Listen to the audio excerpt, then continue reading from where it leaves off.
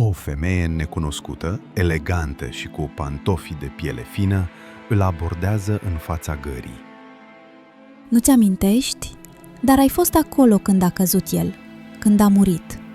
A fost un accident? Sau nu? Cine? Întreabă Sorin. Nu contează. Important e ce ai spus după, dar nu mai e în dosar. Ea îi oferă o cheie. Să vezi cu ochii tăi. Cheia deschide o ușă de la blocul vecin, apartamentul 3B. Interiorul e gol, doar o masă, o veioză și un caiet cu copertă neagră. În caiet, note ciudate, aproape codificate, numere, inițiale, ore, un desen cu o hartă. Și la final, adevărul nu e ce s-a întâmplat, e ce alegi să crezi.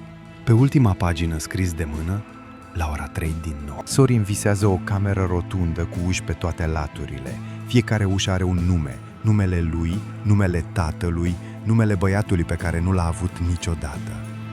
O voce spune: Dacă vrei răspunsuri, trebuie să alegi ce pierzi. Numai pierderea te duce mai departe. Se trezește transpirat. Pe pernă o fotografie. El, tânăr, într-un costum pe care nu l-a purtat niciodată. În zori, cutia de bere e spartă. Pe ea, cuvinte, scrijelite cu un cui: ai văzut, acum e rândul lor. Când încearcă să meargă la Mădălina, locul e gol. Taraba, coșul, femeia, toate dispărute. Vecinii spun că acolo n-a vândut nimeni niciodată. La ora 3, Sorin merge din instinct spre Zețarilor. Ajunge la intersecția cu o alee laterală, unde rar trece cineva. Un grup de oameni stă în cerc. Unul dintre ei e bărbatul cu halat alb, altul băiatul Răzvan. Toți se uită spre el.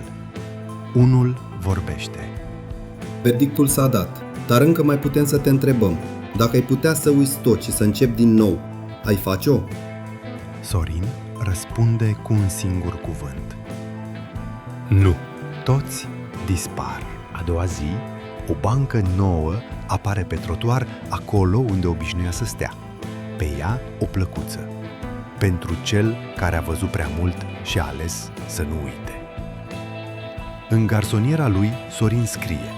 Nu se mai teme. Nici nu mai fuge. Dar acum știe. Misterul nu era în ceilalți. Era în el. Iar răspunsul nu trebuia găsit, ci trăit.